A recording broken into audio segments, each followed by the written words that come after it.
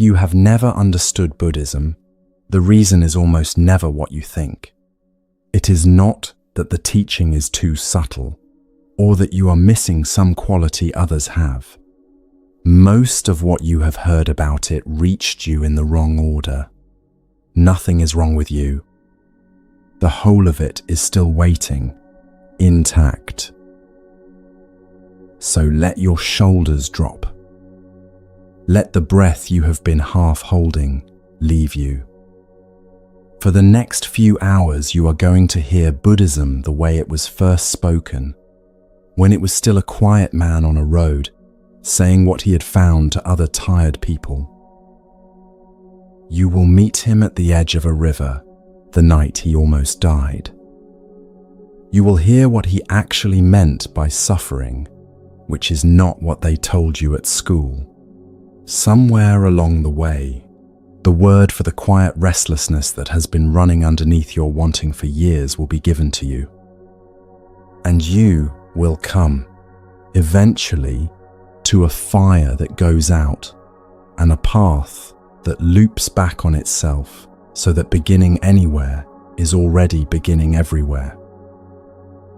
Wherever you are listening from tonight, a kitchen somewhere cold, a car parked in the rain, a bedroom with a phone face down on the blankets. Settle in. We would love to know where in the world you are.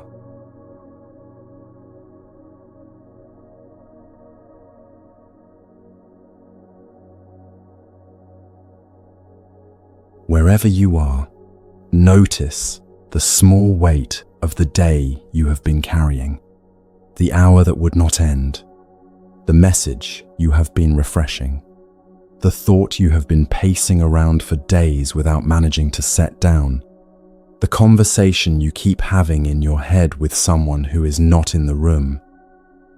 Your body probably already knows the weight we are talking about. There is a place in the chest, somewhere behind the breastbone, that has been holding it for you. It is possible you are someone whose life, from the outside, looks largely in order. The bills are mostly paid. The relationships are mostly fine. The career, the apartment, the friendships, each of them has a shape you could show to a stranger without apology. And yet there is a place inside you that none of that touches. A room in the house nobody has been in for a while. A corner of the heart that does not get warm no matter how many good things happen in the other corners. It is the place the dinners with friends do not reach, and the morning runs do not reach, and the good book, and the good wine, and the good weekend do not reach either. You may have tried, more than once, to name what lives there. You may have called it burnout, or midlife, or a rough patch, or a phase, or the effect of not sleeping enough. You may have called it stress, or overthinking, or your personality. Your GP may have mentioned a holiday. Your friends may have mentioned their own version. Your wellness app may have mentioned hydration. Some of those are partly true, and the part that is not explained by any of them is the part we are meeting tonight. It shows up at strange hours. 3 a.m, most often. The house quiet. The fridge making the low sound it makes when no one is listening. Your body too tired to keep pretending. Something in you that has been walking all day finally sits down. And you feel it. A weight that is not about any one thing. Not the argument. Not the deadline. Not the message you wish you had sent differently. Something underneath all of that. A low, steady hum. It is a frequency the rest of the day has been drowning out, and at 3 a.m, the day has finally gone quiet enough to hear it. You may have decided, over the years, that this hum is your fault, that other people do not have it. That if you were more disciplined, more grateful, more spiritual, more adjusted, it would be gone by now. You may have gone to therapy and gotten better at managing it without ever quite naming it. You may have gone to workout classes and to self-help podcasts and to meditation apps and to every new idea that promised the correct rearrangement of your life. You may have changed jobs. You may have changed cities. You may have changed the person you came home to. Some of those changes helped. Some of them mattered in ways you still cannot measure. None of them, if you are honest, went all the way down to where the hum lives. What we would like to say, quietly, is this. The hum is older than you. It is older than anyone you know. It has been sat with, in one room or another, by every human being who ever paid attention for long enough. It is not a symptom of something having gone wrong in your life. It is a feature of being alive inside a life that is always changing, in a body that is always changing, with a mind that keeps wanting the changing to stop. The fact that you are even noticing it is the beginning of something.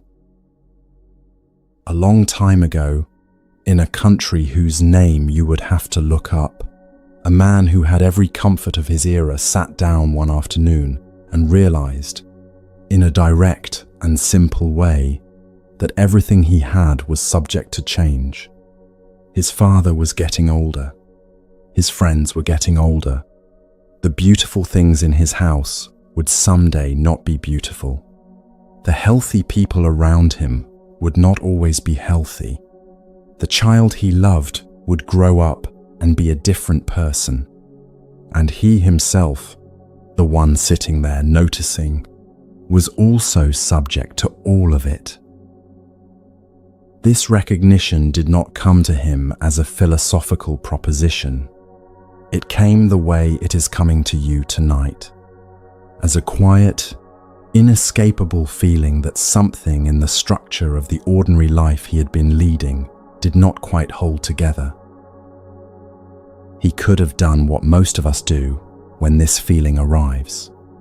He could have distracted himself. He could have doubled down on the comforts. He could have thrown a party. He could have called a friend or gone out or busied himself until the feeling passed. He could have told himself he was being morbid. He did none of those things. He sat with it. And the sitting with it, alone in the middle of a life that looked beautiful from every angle, was the first moment of something that would eventually be called a path. There is a line in one of the oldest Buddhist poems, a poem that gathered together the sayings of that man and the people who walked with him, that reads, in the plainest English, "Long is the night to the sleepless. Long is the road to the weary. Long is the cycle of confusion for those who do not yet know what they are looking for." Read it again, slowly, because it is for you. You do not have to have memorized anything to receive those lines. You have lived them. You have been awake at 3 a.m. You have walked roads that would not end. You have looked for something you could not name and could not stop looking for. That poem is one of the first places this tradition tries to meet you. It meets you by saying, first, that the ache is accurate.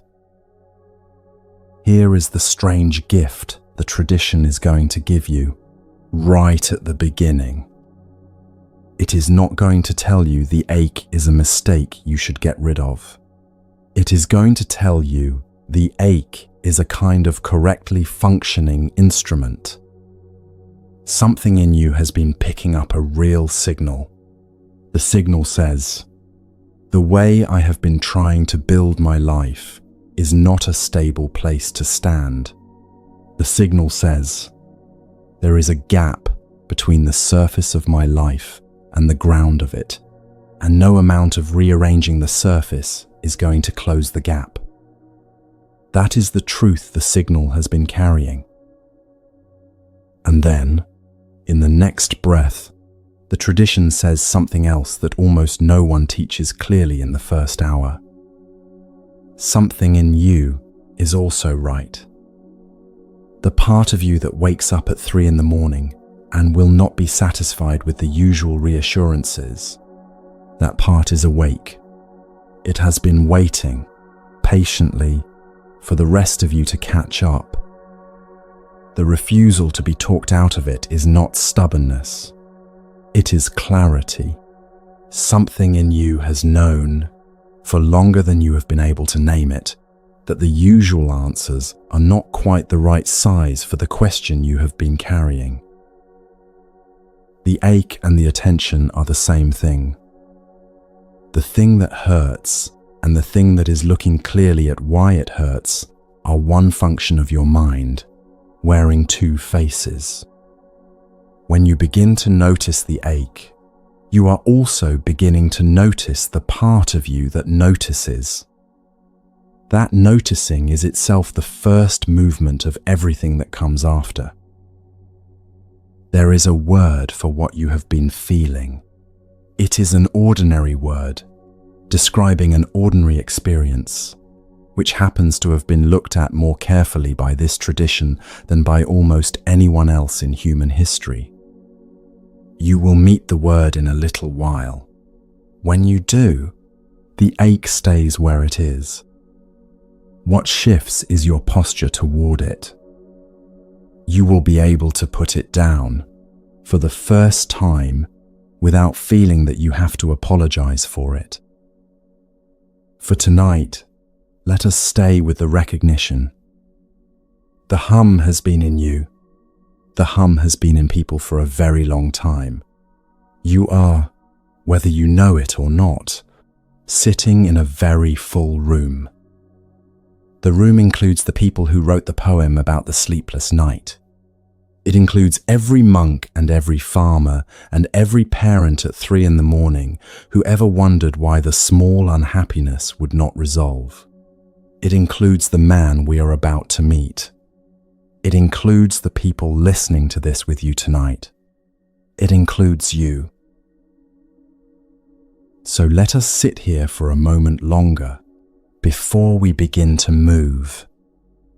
You have been carrying something you did not know was allowed to be put down.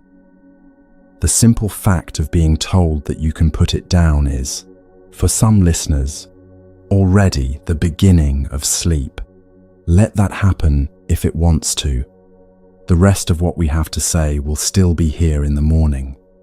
Whatever part of this lands tonight is the part that was ready. A long time ago, in a garden that was already beautiful in every way a garden can be beautiful, there was a man who had access to every possible distraction from this feeling. He had food on request. He had music on request. He had company on request. He had more than most of us could imagine having, and he had it arranged so carefully that a stranger looking in would have said, with some envy, that this was a man who had nothing to be unhappy about. And one night, without telling anyone, he walked out of the garden. He walked out quietly. There was no rebellion in it.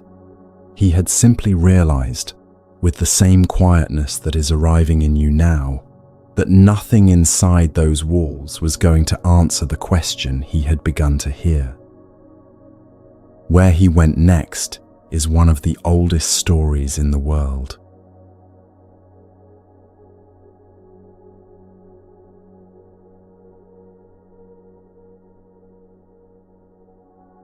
The road outside the garden was made of dust.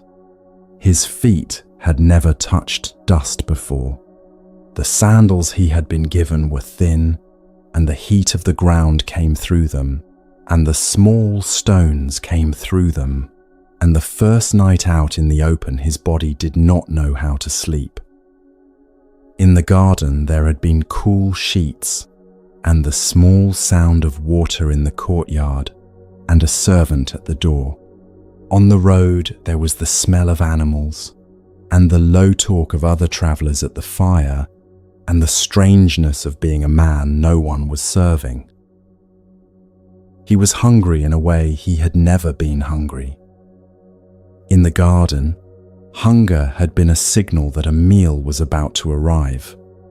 On the road, it was something that simply stayed. He learned, in the first weeks, that the body without its comforts is a loud instrument. It complained at every hour. It wanted what it had always been given, and he watched it complain, and he did not yet know what to do with the watching. He only knew that the watching was new. In the garden, the body's voice had been drowned in the voice of servants answering it. On the road, the body's voice was the only voice, and it had a great deal to say. He went to the people who were said to know. There was a teacher by the name of Alara Kalama, known across the region for a training in which the mind could be brought into deep stillness, a stillness so complete that the noise of the body quieted and the mind rested in a kind of vast, open spaciousness. The young seeker learned it quickly. He had always been quick with what could be learned. Alara Kalama, seeing this, said that he had reached what there was to reach and invited him to stay and teach alongside him. He did not stay. The stillness had been real. It had been, for stretches of hours, the most peaceful thing he had ever felt. And then the hours had ended, and he had stood up, and the old weight had been waiting for him where he had left it. The stillness had not reached the place the weight lived. It had given him a rest from noticing the weight without changing anything underneath. He bowed to the teacher. He thanked him. He walked on. He found a second teacher, Uddaka Ramaputta, who offered a training that went further still, into a stillness so refined that the sense of self nearly dissolved, into a territory that felt, while he was in it, like the edge of the answer he had been looking for. He learned that one too. Uddaka Ramaputta, seeing this, offered him the same invitation. He did not stay there either, because when he came out of the stillness, the weight was still in the place it had always been. It had grown patient. It had learned to wait for him. He understood something, standing in the road after leaving the second teacher. The most refined states of mind anyone in his part of the world knew how to reach were not going to close the gap he was trying to close. There was something in him that even the deepest absorption could not reach, because the absorption was still a technique, and techniques are things the self performs, and the thing he was looking for was underneath the self that was performing them. If refinement would not do it, perhaps force would. He went into the forests where the men who had given up everything lived. He joined them. He ate less, and then almost nothing. He sat motionless for longer stretches than a body is meant to sit motionless.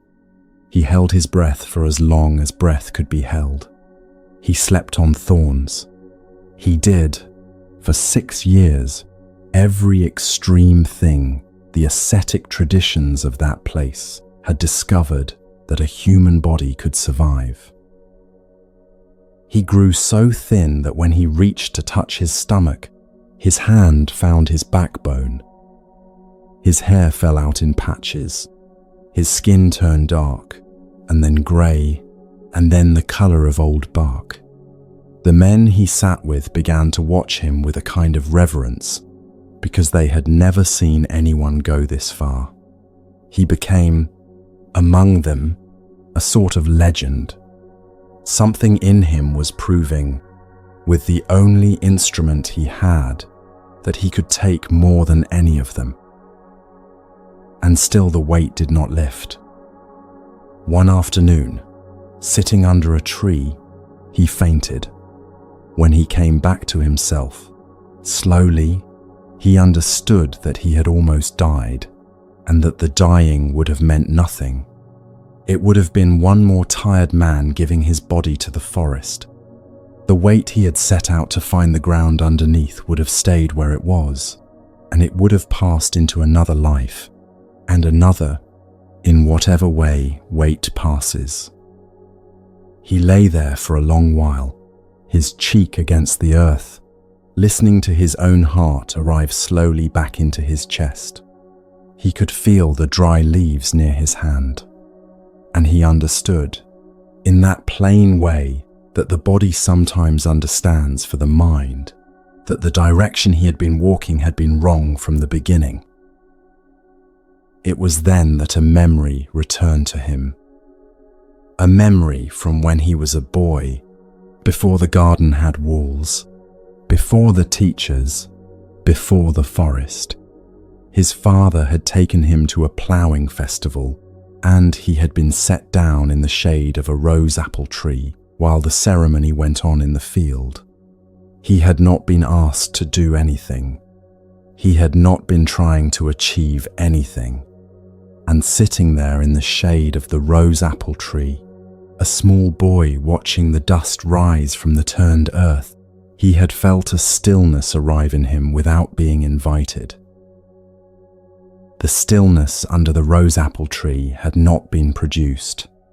It had not been forced, and it had not been earned, and it had not required the destruction of his body. It had arrived because nothing in him was reaching for anything. He had been a boy sitting in shade, and the mind, left alone, had found its own quiet, the way water, left alone, finds its own level. Sitting under the tree where he had fainted, he saw it clearly, for the first time. Extreme effort was not the path. It was the same grasping he had seen in the garden, wearing different robes. In the garden, the grasping had been for pleasure. In the forest, the grasping had been for the escape from pleasure. Both were shapes of the same hand, closing around the same hope that if only he held on tightly enough to the right thing, the weight would finally lift. The garden had failed him, and the extremes had failed him, because both had been strategies, and the strategies had been different answers to the same unexamined question. The question had been, how do I make this feeling stop?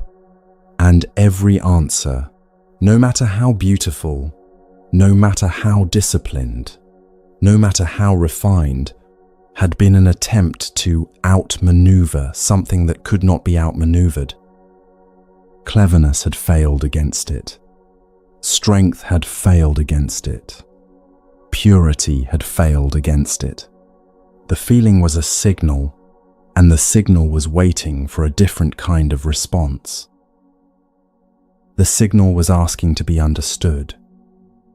It wanted the kind of attention, the kind of simple listening that you give to a person in pain when you stop trying to fix them and simply sit down and begin to hear what they have actually been saying.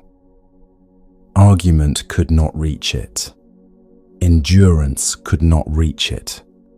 Starvation had proved with 6 years of evidence that it could not reach it. He had been so busy trying to reach the end of the feeling that he had never stopped long enough to look at the feeling itself.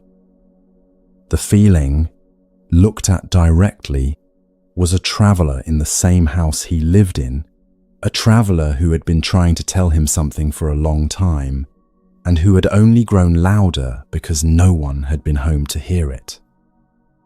6 years of trying to silence it had been 6 years of refusing to answer the door. A woman from a nearby village, by the name of Sujata, found him by the river. She had been looking for a forest spirit to thank for a small kindness she believed she had received, and she came upon a man so thin she mistook him for one. She had brought a bowl of milk and rice, prepared as an offering. He took it. The other ascetics, watching from a distance, saw him eat and turned away in disgust. He did not mind. Something in him had already stopped needing their approval, because their approval had been another form of the grasping he was learning to see. The milk and the rice went into him, and slowly, over days, his body began to return. The strength came back into his legs. The color came back into his face. The other men, seeing this, decided he had given up. They left him. They walked off into the forest to find someone still willing to hurt themselves the way they were hurting themselves. He watched them go. He let them go. He did not try to explain. He understood, now, what he had not understood before. Between the pleasure of the garden and the refusal of pleasure in the forest, there was a third place, a place neither of those paths had been willing to go near. A steadiness that did not depend on anything being a particular way. An attention that was not reaching toward the next moment, and not recoiling from this one. A way of standing in the middle of a life without grabbing at it, and without pushing it away. This third place would one day be given a name that traveled far enough to reach the room you are sitting in tonight. It would be called the Middle Way. He crossed the river. On the other side, he found a tree. It was a fig tree, wide and old and quiet, with roots that had settled into the earth the way a body settles into a chair it has sat in for years. He walked slowly toward it. He cleared a small space at its base. He folded a few handfuls of grass for a seat. He sat down. He made, at that moment, a very simple decision. He would not get up from this seat until he had looked, all the way, into the thing he had been looking at from a distance for 6 years. No strategy, no extreme, no reaching, only the steady attention a boy under a rose apple tree had given without knowing he was giving it, turned now, with the full clarity of a grown man, on the weight he had carried out of the garden and across 6 years of forest. He would sit quietly, and he would look, and the looking would slowly do its own work, however long it took. The light was going down. The sky over the river turned the color of beaten copper. A village nearby was lighting its small evening fires. He sat, and the light moved across the earth in front of him, and he did not move with it. Whatever he was about to see that night would, in the months and years after, be named. It would be given a shape you could carry, a shape you could hand to another person, a shape that could cross oceans. But the naming had not happened yet. For now, there was only a man under a tree, and the weight he had come to see, and the last of the daylight settling onto both of them.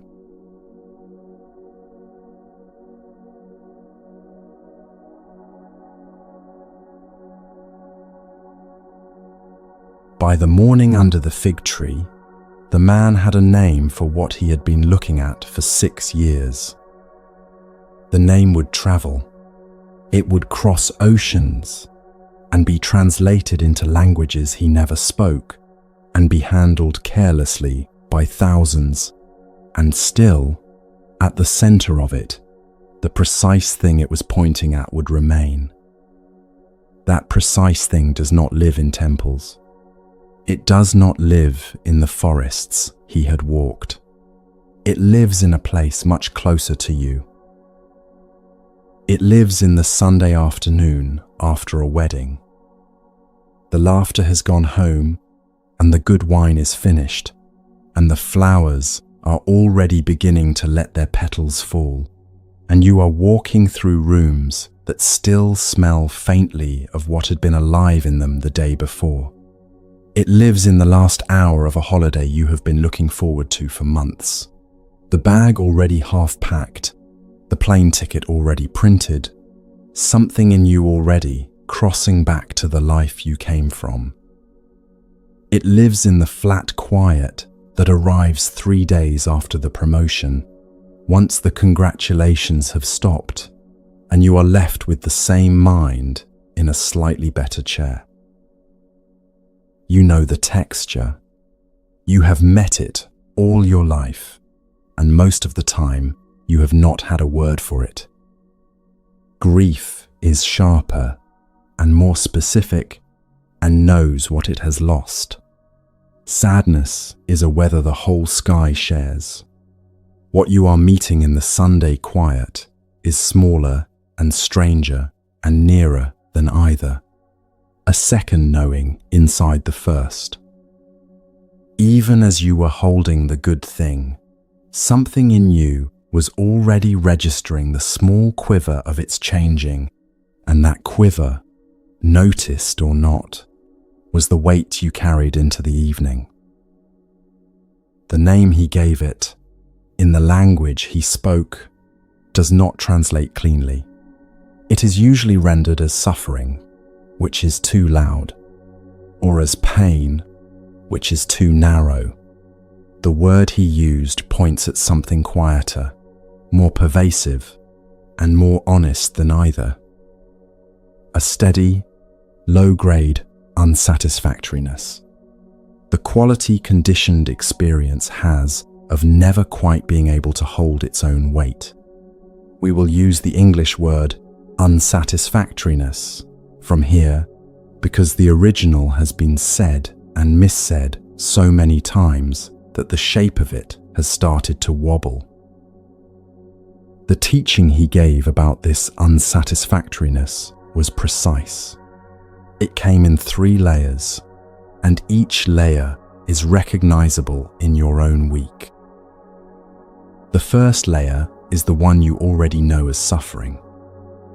The headache that will not lift, the loss that leaves the house too quiet, the news on the screen that takes something out of your chest before you have decided what to think about it, the body that hurts in a specific place, the mind that grieves in a specific place.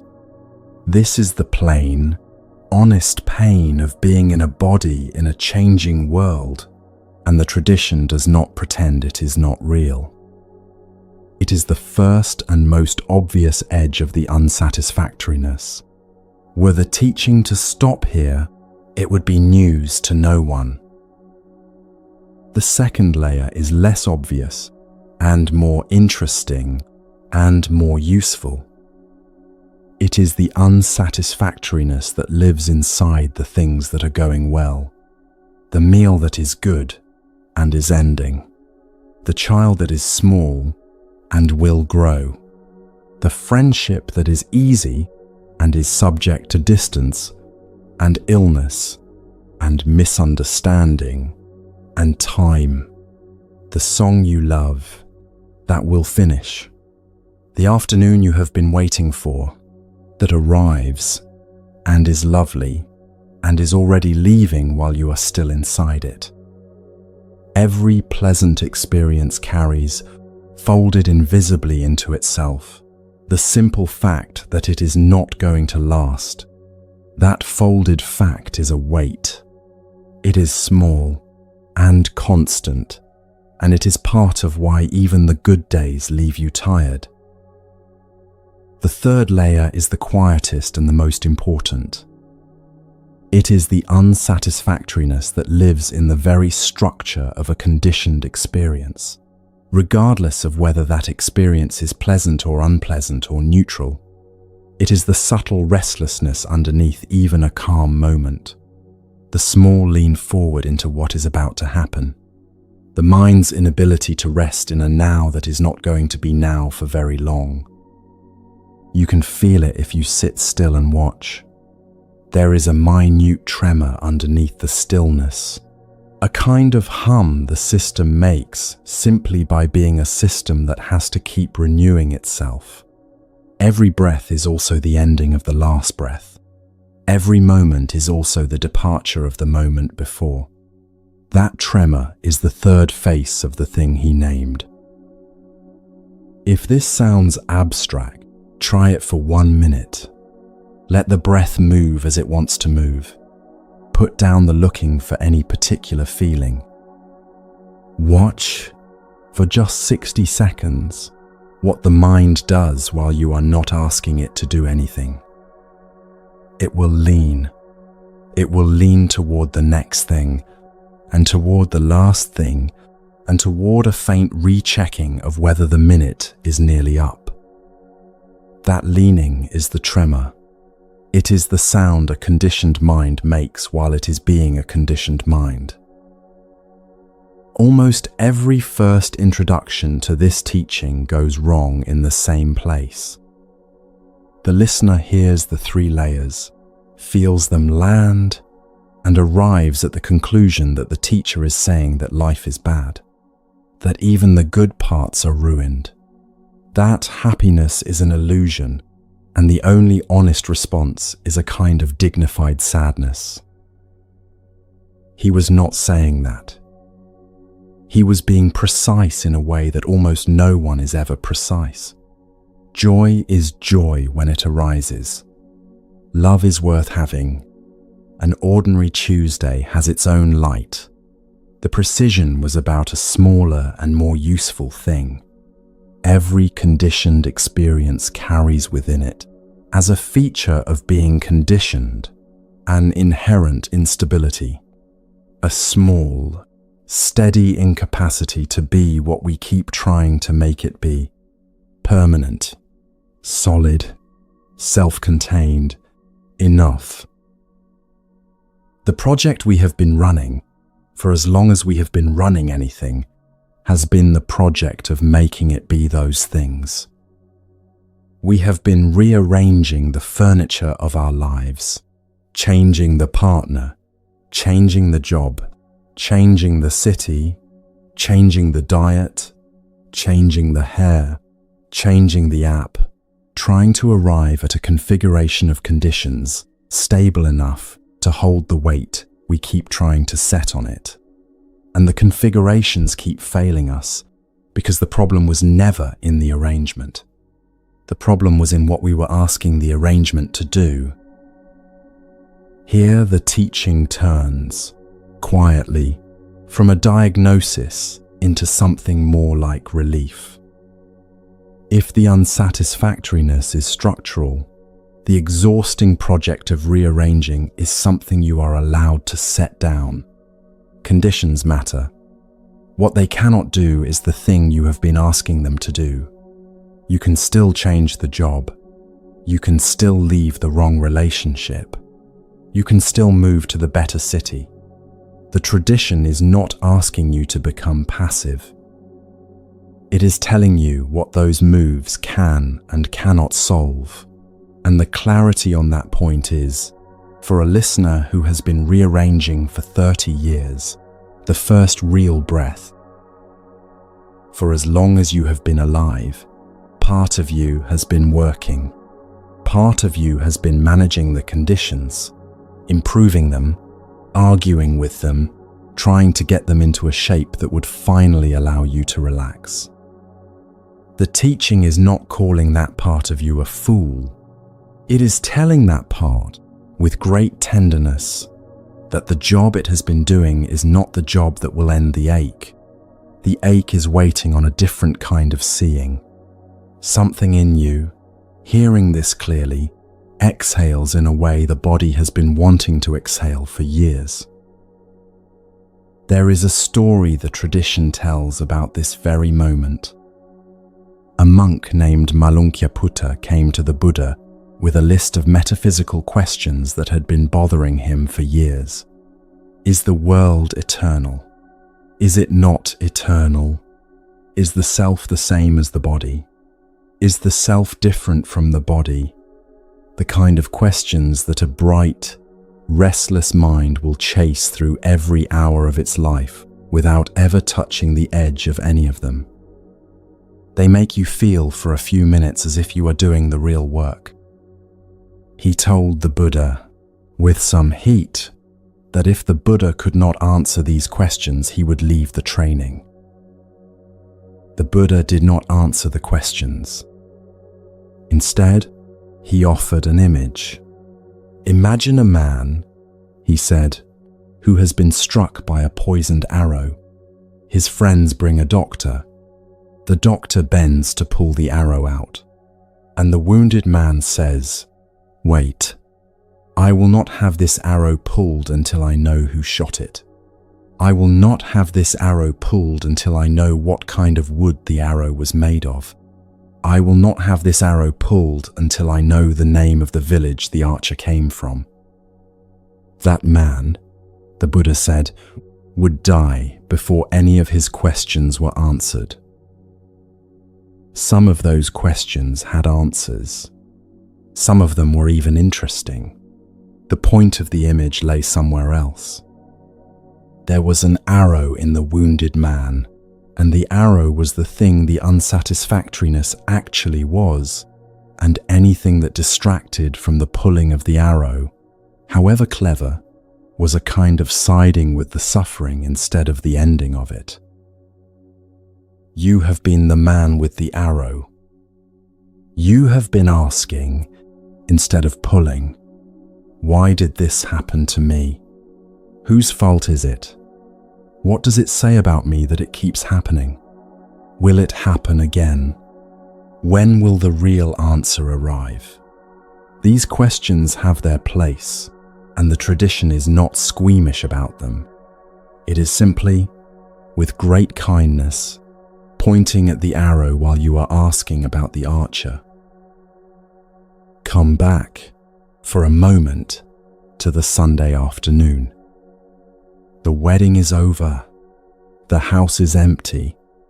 The small, familiar unsatisfactoriness is present in the air. You have, in this moment, a choice that you have never quite seen clearly before. You can begin rearranging. You can decide that the afternoon feels this way because the wedding was not quite what it should have been, or because the right people did not come, or because you are in the wrong relationship, or the wrong career, or the wrong decade. Or you can pause for the first time and notice that the weight you are feeling is what a conditioned experience feels like when it is ending. That noticing does not make the afternoon less quiet. The quiet is still there. The flowers are still letting their petals fall. The house still smells faintly of what was alive in it yesterday. What you are carrying now has a different character. It is the plain, recognizable texture of being alive in a body in a world of change. And when that shift happens, even once, something in you quietly stops bracing. You are left, in that stopping, with a question of your own. A question that arrives with a different flavor than the metaphysical ones. If the unsatisfactoriness is structural, and if rearranging the conditions cannot cure it, then what, exactly, can? The question has the shape of a door. It is a door that opens on its own, in the next breath. Because the man who sat under the tree did not stop at the diagnosis. Having named what was structural, he turned, in the next movement of the same night, to the question of what was actually doing the structuring. What is it, inside the ordinary mind, that keeps laying the same weight onto every conditioned experience? What mechanism, as invisible as gravity, is always already at work before we have made any choices at all? He had seen the weight. He now turned to the hand that had been carrying it. For tonight, stay with the first seeing. You have been in more Sunday afternoons than you can count. You have carried the folded weight inside the good days, and the sharper weight inside the hard ones, and the steady hum that lives in both. You have, perhaps without knowing it, already had glimpses of what it is to set down the rearranging. A moment on a walk, a conversation where you stopped explaining, an evening when you simply let the thing end. Those glimpses were early visits to a room a trained mind will one day live inside. They were not accidents. They were the room meeting you while you were passing through. The training begins with naming the mechanism. The name is being held in a hand that is about to open.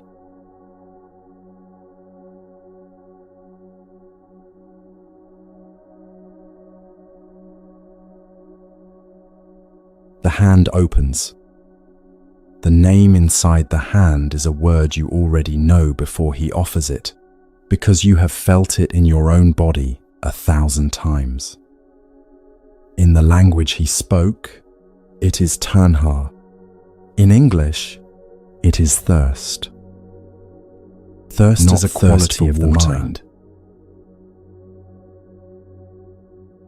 The small, continuous reaching that runs under a life like an underground stream, shaping everything on the surface without ever quite coming into view. You have been inside it for every hour you can remember, and you have not been taught how to see it. It is simpler than the mind wants it to be. Thirst is the small forward lean, the reaching for the next sip even while the sip you are holding is still inside your mouth. The eye that has already moved on from the face it is looking at, checking for the next face. The breath that has already started composing the next sentence while a friend is still speaking. The half second between the end of a song and the thought, what next? The Buddha, looking at the mechanism that night, saw that it moves in 3 directions, and that most human suffering lives inside one of the 3. The 3 are not separate people inside you. They are 3 expressions of the same underlying motion, meeting 3 different kinds of moment. The first direction is the simplest. It is the thirst for what feels pleasant. The second piece of chocolate, after you have already decided you do not need another. The scroll that continues past the thing you were actually looking for. The third glass of wine that turns a good evening into a slightly less good one. The half hour you spend imagining the weekend when you are supposed to be working. It is not that any of these things is bad. It is that the reaching for them is itself a kind of tiredness, and the reaching does not stop when the thing arrives. The reaching moves on to the next thing almost before the current one has been tasted. You have noticed this if you have ever eaten the meal you were looking forward to all week and found yourself, halfway through, already wondering what you would have for dinner tomorrow. The meal was not broken. Nothing was wrong with it. The mind simply could not stay with the taste of what was in your mouth, because the mind had already moved, quietly, to the next possible pleasure. The second direction of the thirst is subtler And for most listeners, it is the one that runs the deepest damage. It is the thirst to be something, to become, to continue, to solidify into a version of yourself that is recognizable, admired, stable, real. It is the thirst that drives you to check, in a conversation, how you are coming across. The thirst that makes the photo of the meal more important than the meal. The thirst that keeps revising the story of your life inside your head, casting yourself in it again and again, adjusting the lighting. You feel it most clearly when it is threatened. Someone criticizes the work. A conversation does not go the way you wanted it to. An email arrives that makes the version of yourself you had been quietly building seem less solid than it was a minute ago. Notice what happens in the body at that moment. There is a tightening, a small rehearsing of defenses, a reaching for the reassurance that will patch the crack. That tightening is the second thirst, trying to hold together something that was never meant to be held together in that way. The third direction is the one least often named, and once you have seen it, you will find it living inside you more often than you would like. It is the thirst for what is here to stop being here, the thirst to disappear, the thirst for the difficult feeling to not be a feeling anymore, the thirst for the conversation to be over, the thirst for the decade to be done. It is not always dramatic. Much of the time it wears the face of impatience, the traffic that should not be happening, the queue that should be moving, the feeling in the chest that should not be in the chest. When the Buddha first taught, in a grove of deer near Varanasi, he called these three motions the cause of the ache. Not the pain itself, not the circumstances, the small, constant reaching that the mind keeps doing underneath every circumstance, reaching toward the pleasant, reaching toward a version of self to hold on to, reaching away from what is presently here. Three motions, in three directions, all of them a quiet form of the same thing. Not long after that first teaching, he walked to a hillside outside the town of Gaya, and he spoke to 1,000 fire-tending ascetics who had just left their fires behind to follow him. He did not tell them they had been foolish. He told them something stranger. He said, "Everything is burning. The eye is burning. The ear is burning. The mind is burning. The thoughts that arise in the mind are burning. Burning with what? With the fire of craving, with the fire of aversion, with the fire of not seeing clearly." The image was precise, and, for his listeners, who had spent their lives building and tending literal fires as a spiritual practice, the image cut straight through. The fires they had been feeding all those years were already, always, burning inside them. You do not have to have tended a fire in the forest for this to apply to you. Sit for 1 minute in a waiting room. Watch the mind. It is burning. It is burning at a low, steady temperature that you have grown so used to that you mistake it for the weather of being alive. A small heat of wanting, a small heat of not wanting, a small heat of watching the clock. The burning is not dramatic. It is ordinary. It is what keeps you tired at the end of a day on which, if someone asked you, nothing much happened. Now place this diagnosis against the life you have actually been living. You have been trying to end the ache by getting, getting the relationship, and the job, and the house, and the body, and the feeling of being approved of, and the feeling of being safe. The getting has worked. Sometimes, for a little while, the relationship arrives, and there are 3 weeks in which the getting seems to have done its job. The promotion arrives, and there are 3 days.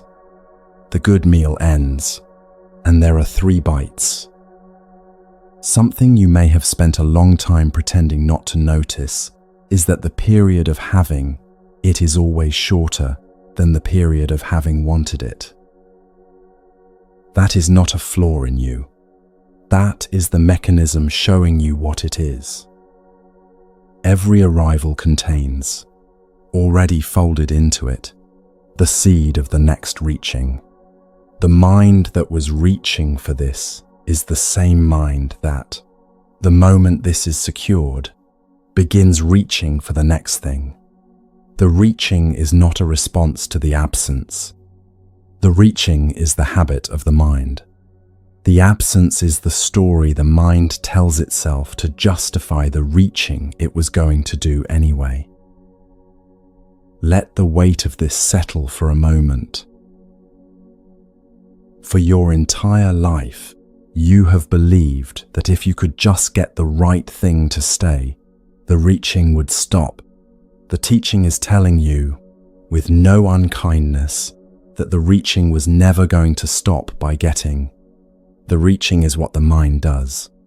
The mind does it the way the heart beats and the lungs breathe, as a constant background activity, and the only way it ever truly quiets is when the mind itself is trained to notice what it is doing. There is a passage in the old texts that describes what it is like to finally see this clearly. The mind, it is said, is like a monkey moving through a forest.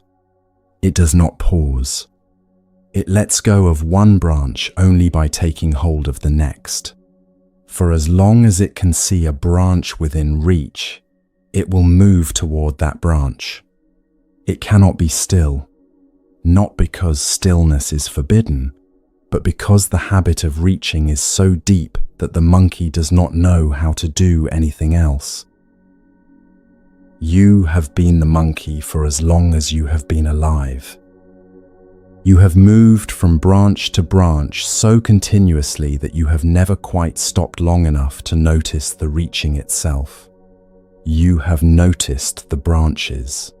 You have noticed which ones held and which ones broke. You have not noticed the hand that keeps reaching. The noticing, when it finally arrives, is not a punishment. The noticing is the first moment of freedom this teaching offers. If the reaching is what is generating the ache, and if the reaching can be seen for what it is, then something is possible that was not possible before the seeing. The reaching can be met. It can be watched. It can, slowly, over a long time, be allowed to loosen. This is where a lot of first-time listeners arrive at a relieved confusion. If the reaching is the problem, does that mean I should stop wanting things? Does the teaching require me to become a person with no desires? The answer is quieter than the question expects. The teaching is not asking you to empty yourself of preferences. It is asking you to see what kind of reaching is happening at any given moment, and whether that reaching is doing what you think it is doing. You can still want the job. You can still want the conversation to go well. You can still want the evening to be good. The training is in noticing what the wanting is costing you, and whether the wanting is the thing that is actually making the evening less good. Very often it is. The evening was fine. The reaching for it to be something slightly different was what made it feel tired by 9 o'clock. Come back, now, to the Sunday afternoon we stood inside in the last section. The wedding is over. The house is quiet. You are holding a cup of tea that is already getting cold. You can now see, with a precision you did not have an hour ago, that the flat feeling in the room is not the absence of the wedding. The flat feeling is the mind reaching for the wedding to still be happening, or reaching for the next thing it can look forward to, or reaching, very quietly, for this afternoon to already be over. The afternoon was never the problem. The afternoon is an afternoon. There is a particular light coming through the window. There are petals on the floor. There is a cup of tea that is cooling. There is the particular quality of silence a room has when it has been full and is now empty.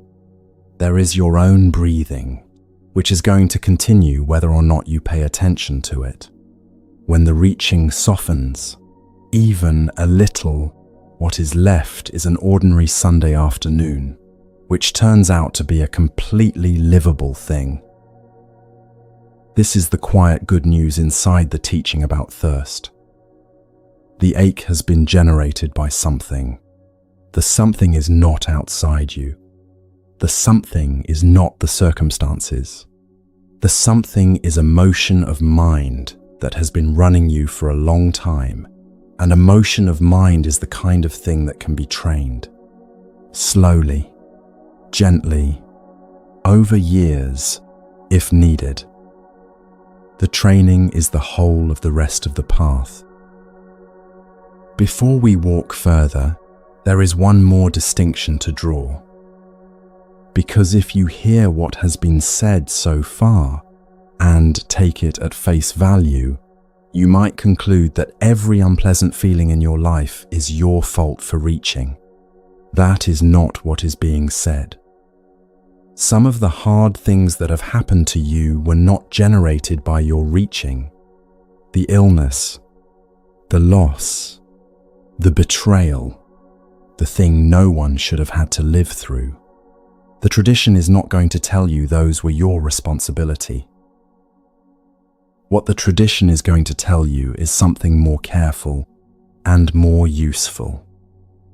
The pain that came from outside you was one thing. What the mind did with it afterward was another. The two are not the same, and a great deal of the suffering you have carried for years has lived in the second place, not the first. This is a line worth sitting with for a moment, because the tradition will hand it to you, in the next breath, in one of the clearest images any teacher has ever offered. An image of an arrow, then a second arrow, and a simple question about which of the two is really doing the damage you have blamed on the first.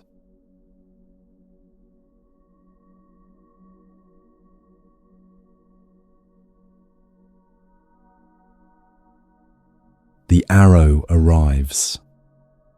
In the tradition, this image comes in its own short, austere text, no longer than a page, and the precision of it has kept teachers returning to it for 2,500 years.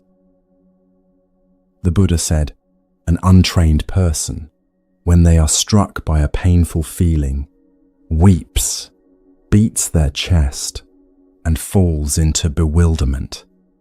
They experience two pains. First, the pain of the feeling itself, and then a second pain, which is the pain of their resistance to the first pain. It is as if, he said, a man had been struck by an arrow, and then, while the first arrow was still in him, a second arrow came and struck him in the same place. This is one of the few teachings in the whole tradition that lands in most listeners the first time they hear it, because the image is so physically clear. You can feel, in your own body, what it would be to be hit a second time where you were already wounded. You can feel which of the two arrows is doing the deeper damage. The first arrow is life.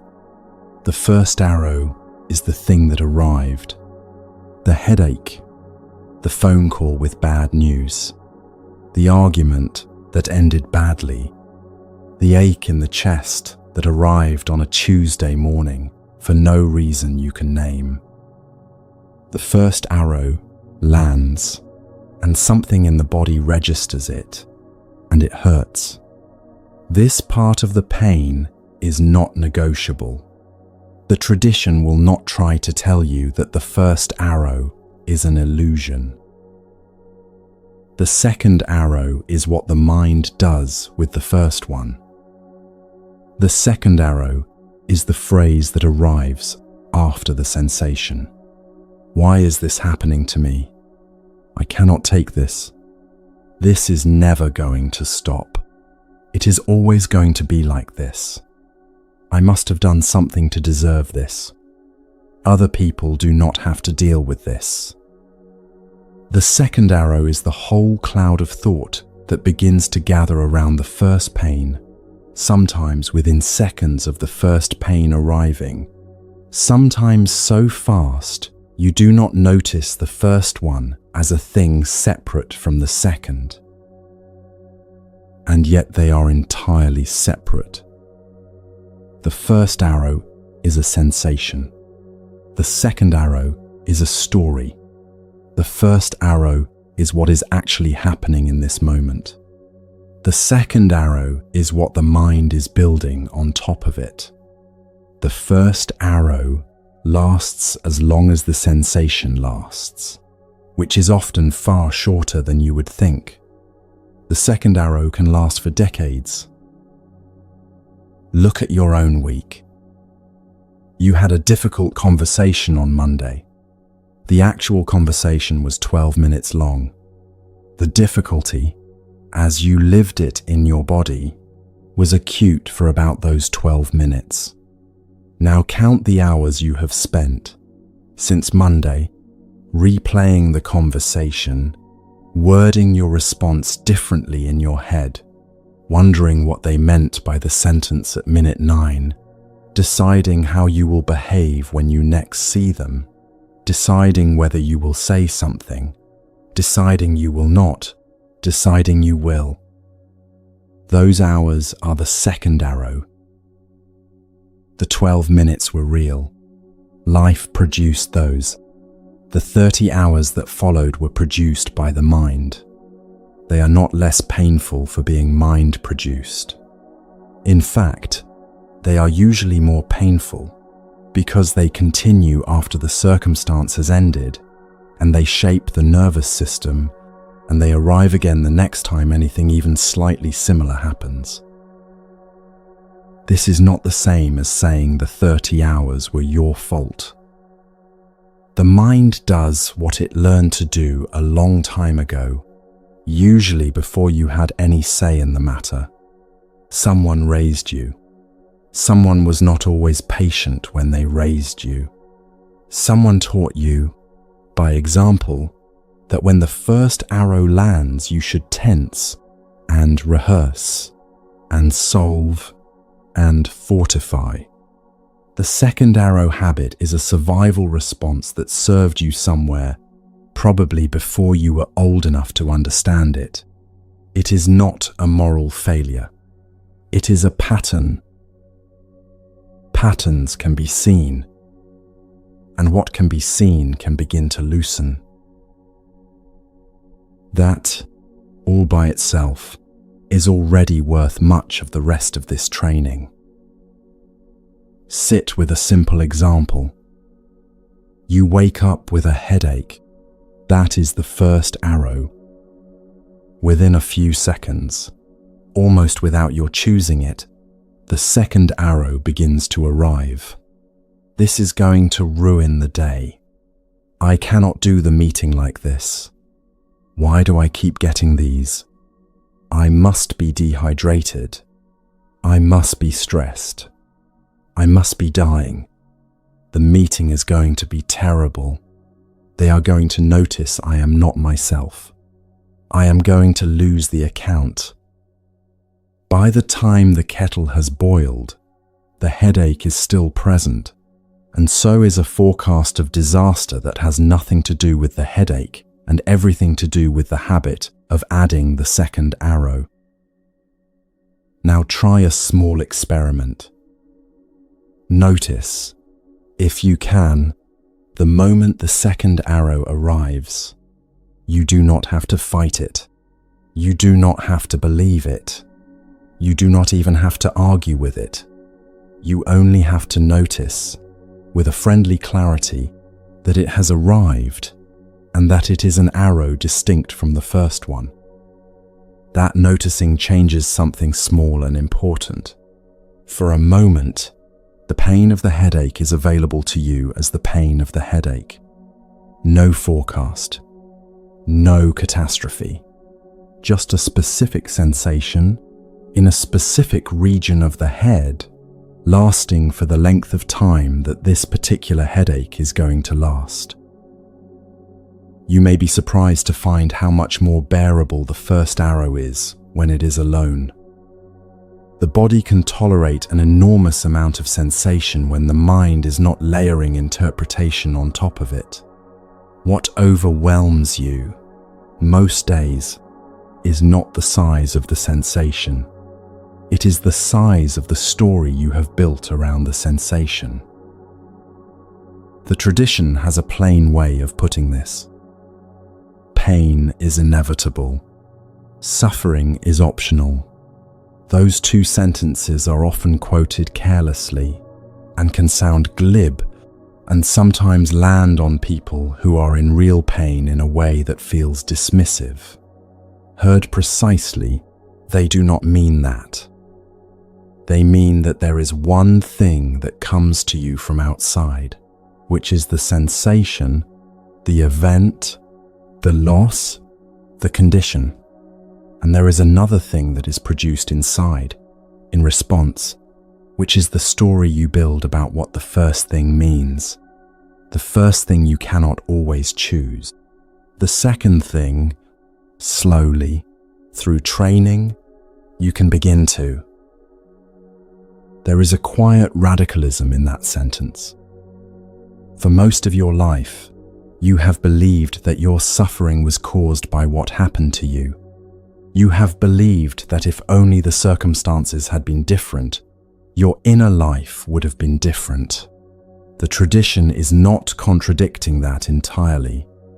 Circumstances matter. Some circumstances are harder to bear than others, and the tradition will not pretend otherwise. What it is saying is that a significant portion of what you have been carrying, day after day, has not been the circumstance. It has been the second arrow. And the second arrow, being of the mind, is responsive to the mind. It is responsive to the noticing of it. It is responsive to the softening around it. It is responsive, slowly, to the decision to stop believing everything it says. Come back to the headache. You are now making tea with a headache. You have noticed the forecast of disaster. You have not tried to talk yourself out of it. You have simply recognized it as the second arrow. The forecast thins because it was never real to begin with. The headache is still there. The tea is still warm in your hands. The morning is still the morning it was. You are, perhaps for the first time in a long time, having a headache without also having a small war about it. This is what the tradition means by the end of suffering, in its most basic and most daily form. It does not mean the end of pain. The body will still have headaches. The heart will still have its losses. The bad phone calls will still come. What ends, slowly, across years of training, is the second arrow. The addition, the cloud of thought that turned a sensation into a catastrophe. It is a quieter freedom than most people imagine when they hear Buddhist language about the end of suffering. It is not a place of permanent bliss. It is a place where, when the first arrow arrives, you feel it cleanly as the first arrow, and you are not also bleeding from a second wound that never actually hit your body. For most of your life, you have been walking through the world as though there were arrows coming at you from every direction. Many of them were never coming. Many of them were coming, but arrived less sharply than you feared. Many of them were coming, and did land, and the first sting was real, and then you added 6 more arrows of your own, from behind, and walked around with all 7 as though they had all come from the world. There is a way of living in which you carry only the arrows that were actually fired at you. That is already, by itself, a profound softening of a life. The arrows from the world are fewer than you think. The arrows from the mind, once seen, begin to drop away on their own. You may have come to this teaching expecting something more elevated. Something about awakening, or the bright, clear space of mind, or some condition of pure presence that the accomplished ones live inside. Those things exist in the tradition, and they will have their place. What the Buddha offered first, and what the tradition has always returned to first, is this astonishingly ordinary instruction.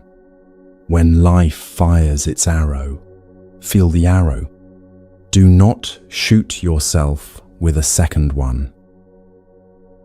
That instruction, held for one day, changes the texture of the day. Held for a week, changes the texture of the week. Held for a decade, changes a life. The training is nothing more elaborate and nothing less profound than learning to notice when the second arrow is leaving your own hand. In the next breath, the tradition will take you further than this. It will show you that even the end of the second arrow is not the last freedom. There is a further freedom, the one the Buddha described as peace, as coolness, as release. It has a name that has traveled almost as widely as the first one, and it has been misunderstood even more thoroughly. It is called Nirvana, and almost everything you have been told about it is a little bit off.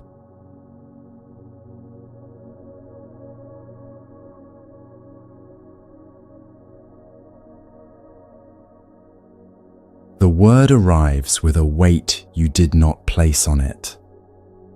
It has been in films, and on the covers of albums, and on the walls of therapy rooms, and in the advertising for vacation packages that promise it by the weekend.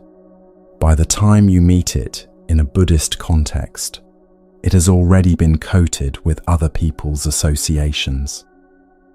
Paradise, a heaven for the enlightened, a state of permanent happiness unrelated to anything happening in your actual day.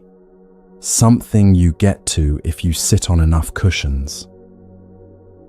Each of those associations carries a little truth, and each of them, at the same time, has moved the meaning slightly off-center from what the man under the tree was actually pointing at.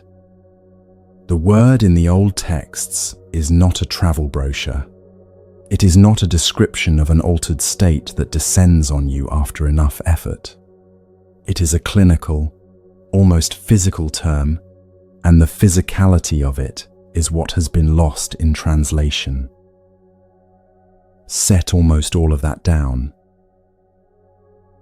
Not because those associations are cruel, but because they have quietly obscured the teaching that was there from the beginning, which is far quieter, far more immediate, and far more available to you on a Thursday afternoon than anything the word has been made to mean. Nirvana, in the language he spoke, is a word about fire. Specifically, it is the word for what a fire does when it goes out. The cooling, the settling of what was burning into what is no longer burning. If you have ever sat by a fireplace and watched the last red of the embers soften to grey, you have watched something of the image the word was built on. Remember the hillside outside Gaya. Remember the fire-tending ascetics who had been told that everything was burning. The fires of craving. The fires of aversion. The fires of not seeing clearly. Those fires were the reaching, the pushing away, and the habitual misreading of the mind. Nirvana is the name for what happens when those fires are no longer being fed. It is not a place. It is not a destination. It is not the name of a better life you go to once you have earned enough meditation points. It is the name of a quality that appears in the mind when the mind stops doing three things it has been doing for as long as you can remember. Stop reaching. Stop pushing away. Stop misreading what is in front of you. When those three motions soften, even for a moment, what is present in their absence is what the tradition has been pointing at with the word nirvana for 2,500 years. You may have glimpsed it already. You did not know to call it anything. It was a walk at dusk, maybe when the light was doing something particular over the roofs, and for a moment there was no reaching for the evening to be different, and no pushing away of anything, and no small commentary running underneath. There was just the light, and the cold air, and the walking. That moment was not magic. That moment was a temporary cooling of the three fires that have been running your system since before you had a name. Or it was the afternoon you sat with a grief you expected to drown in and found, to your surprise, that it moved through you and out the other side without your having to do anything clever. Or it was the hour after a long piece of work was finished and you were too tired to reach for the next thing, and the room had an unfamiliar quiet in it that was not boredom, not emptiness, not relief. Something else, something ordinary and almost bashful, as if the mind had temporarily forgotten its usual job. The tradition holds that the cooling can be deepened. The tradition holds that what arrives briefly in that moment on the walk can, with long and careful training, arrive more often, stay longer, and finally settle as the ordinary background of a life. That deeper settling is what the texts are pointing at when they use the word nirvana in its fullest sense. There is a short collection of passages in the oldest layer of the texts in which the Buddha tries to describe this condition to his students. He is careful in the way he does it. He knows that any positive description will become a thing to grasp after, and that any negative description will sound like a denial of life. So he speaks around the edges of the thing. He uses a technique that will feel strange to a modern ear used to clear definitions. He describes the condition by listing what it is not, and then listing the few things it is comparable to, and then falling into silence. Any of his listeners who were still trying to turn the silence into a clear picture were, he knew, missing the point. The silence was part of the teaching. There is, he says, an unborn, an unmade, an uncompounded. If there were not an unborn, there would be no escape from the born. Because there is an unborn, an escape is known. The sentences are strange at first reading. They do not describe. They point. They are telling you that there is something in the structure of reality that is not the same as the rising and passing of ordinary conditioned experience. Not a separate place. Not a separate world. Something that becomes available when the reaching stops. The stillness that was always already present underneath the noise. You do not need to decide right now whether you believe in such a stillness. The tradition is not asking for a belief. The tradition is describing something that has been tasted by enough listeners over enough centuries that it has been considered worth pointing at. Your test of it will come, if it comes, in your own experience, on a walk, or in a meditation, or in a moment when the house is quiet and you have, for no discernible reason, stopped reaching. This is where the most common misunderstanding of the word takes hold. A listener hears nirvana, pictures a state of blissful oblivion, and concludes that the goal of Buddhist practice is to check out of life, to become numb, to stop caring, to reach a condition in which nothing moves you anymore. Nothing could be further from what the tradition is pointing at. The condition the Buddha described is not a numbing. It is the opposite of a numbing. It is what is present when the things that usually numb you have softened. The reaching is a numbing. The pushing away is a numbing. The constant commentary is a numbing. When those three thin, what emerges is a quality of presence so full and so immediate that most people, the first time they taste it, feel as though they have only now begun to be alive. The teachers in the tradition have been careful about overselling this. They will tell you that ordinary life still has its texture.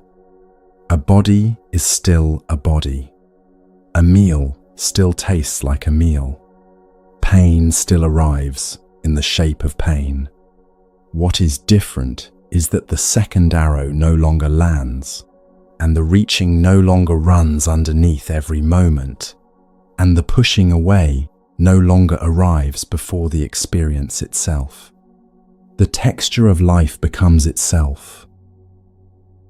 For your purposes, sitting in whatever room you are sitting in tonight, the word can be taken as a pointer to the direction the training moves in.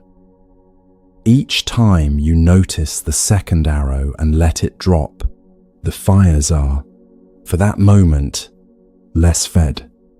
Each time you sit with a difficult feeling without reaching to fix it or push it away, the fires are, for that moment, less fed. Each time you see that the thing your mind is telling you about a situation is not the situation, the fires are, for that moment, less fed. Over many such moments, across many months and years, the fires begin to have less of their own fuel. The cooling becomes an ordinary fact of your morning. The cooling becomes something your body recognizes before the mind has named it. You wake with less of the forecast. You speak with less of the rehearsing. You hold a difficult conversation with less of a reaching to win it. This is not dramatic. No one will look at you and know that anything has shifted. The changes are interior, small, cumulative, and compound quietly over the years in the way that a healthy habit of walking eventually changes the shape of a body. The tradition calls this the gradual path. It is the most reliable path human beings have ever been handed. This is Nirvana in its most daily and most available meaning. It is not elsewhere. It is not later. It is not reserved for the advanced. It is what is already happening, in small flickers, whenever the three fires momentarily relent.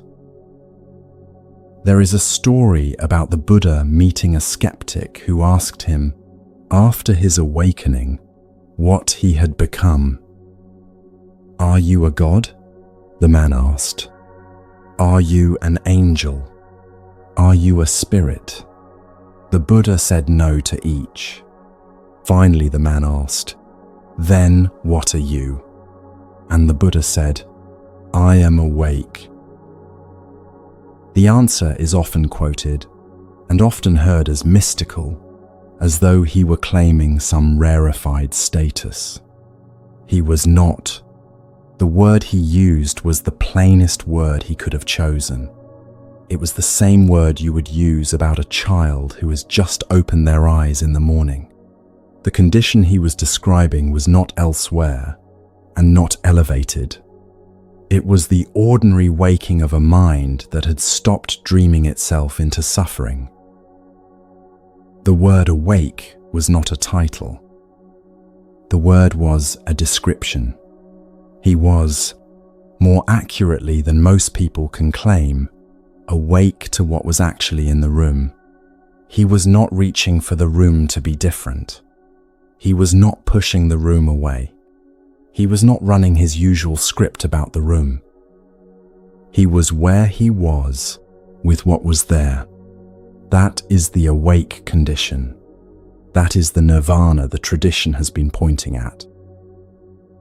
You can begin approaching it tonight, not by adopting the posture of an accomplished meditator, not by fixing anything about yourself first. You can begin by noticing, in one ordinary moment, the reaching, the pushing away, and the commentary. Notice how continuous they are. Notice how they do their work without asking your permission. Notice, in that very noticing, that there is something in you already capable of standing slightly behind them. That something is already closer to nirvana than most of the words you have been handed about it. It is the quiet observer who has been inside you for every moment of your life, watching the reaching and the resisting come and go. The training is not about constructing that observer. The training is about remembering, more and more often, that it is already here. There is one last thing to say about the word before we walk on. The tradition, in its honesty, has not tried to pretend that what it is pointing at can be fully captured in speech. The best teachers have always used pointing language, not describing language. They have asked you to look where their finger is pointing, rather than to study the finger. So set the word down lightly. Take the image of the cooling fire, and take the memory of the walk at dusk when the mind briefly relented, and take the felt sense of the quiet observer who has always been here, and let those three things stand in for the word until your own experience fills it out more fully. We have now, in 4 movements, walked the 4 great truths he offered that morning under the tree. There is the unsatisfactoriness. There is the reaching that causes it. There is the cessation, which is the cooling of the reaching. And there is the path. The path is the last of them and the most practical. It is the part of the teaching that tells you, in plain terms, how to begin feeding the fires a little less each day, how to orient a whole life around the slow softening of the reaching, how to walk, eat, speak, work, and rest in a way that cools instead of stokes. The tradition does not present the path as a rigid list you tick off. It presents it as 8 overlapping practices that support each other, so that beginning anywhere on the list is, eventually, beginning everywhere. The 8 are not steps. They are facets of one orientation, a single clear way of being in the world, described from 8 different angles so that a listener entering from any direction can find a way in. That is the next part of this walk. It is the part that turns a beautiful diagnosis into an actual life.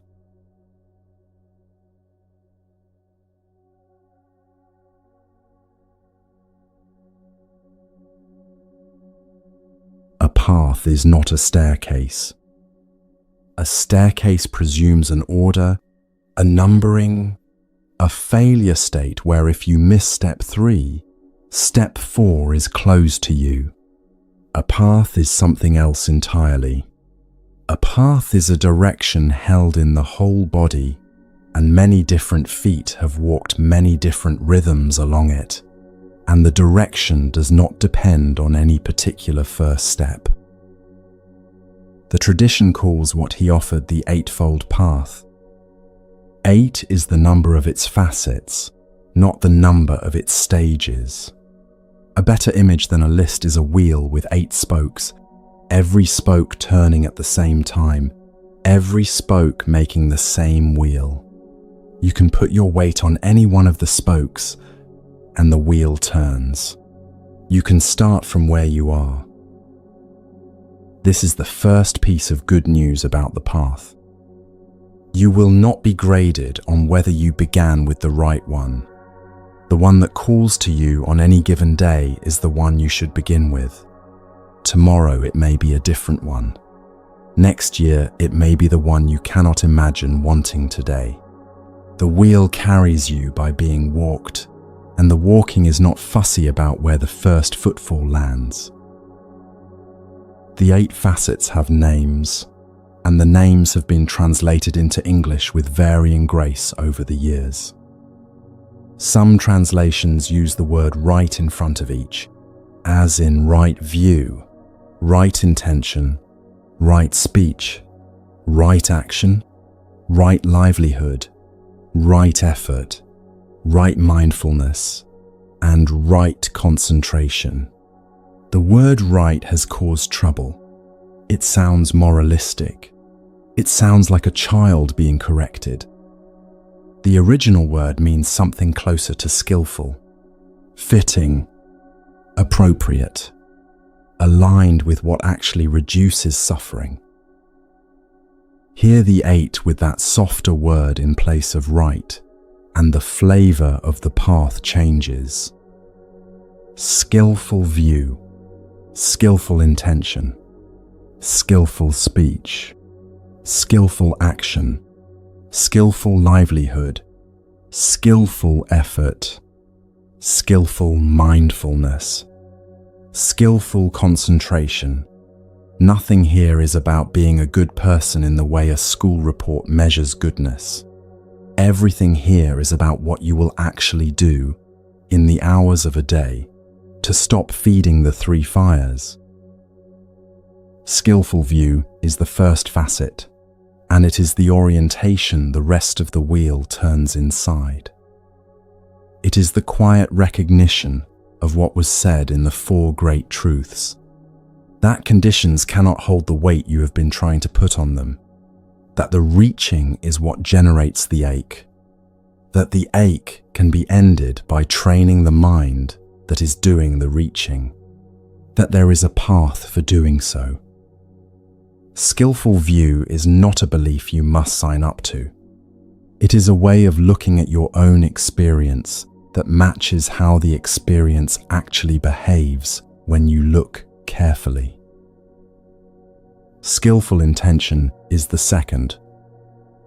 It is the direction of your deepest wanting, not the surface wants that come and go with the weather of your mood, but the quieter wanting underneath them, the wanting to harm less, the wanting to be kinder than the version of yourself that shows up when you are tired, the wanting to see clearly, the wanting to stop running the old programs. Intention is what orients the whole of the rest of the day, and the tradition asks you, gently, to notice what your actual intentions are, rather than the ones you have been told you should have.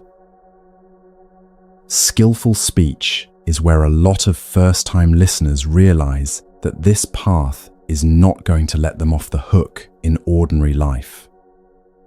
It is the practice of choosing, in small moments, what comes out of your mouth and what does not.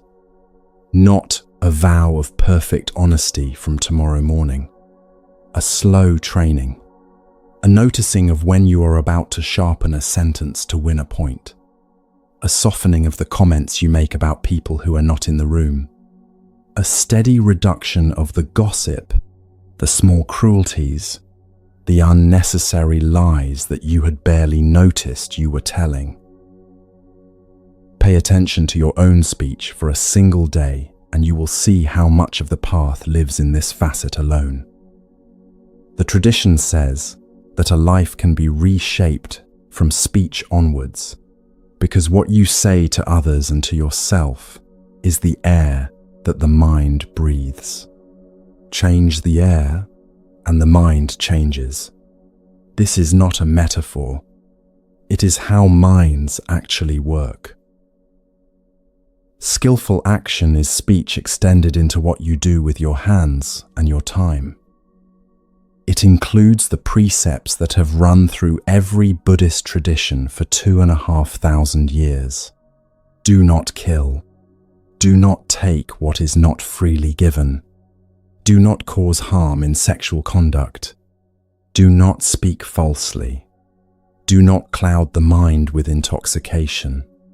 The precepts are often heard as rules. They are, more accurately, a description of what a life looks like when it has stopped feeding the fires. When craving softens, the actions described by the precepts become easier to avoid. Not because you are suppressing anything, because the heat that produced them is no longer as high. Skillful livelihood is a practical facet that modern translators sometimes underplay.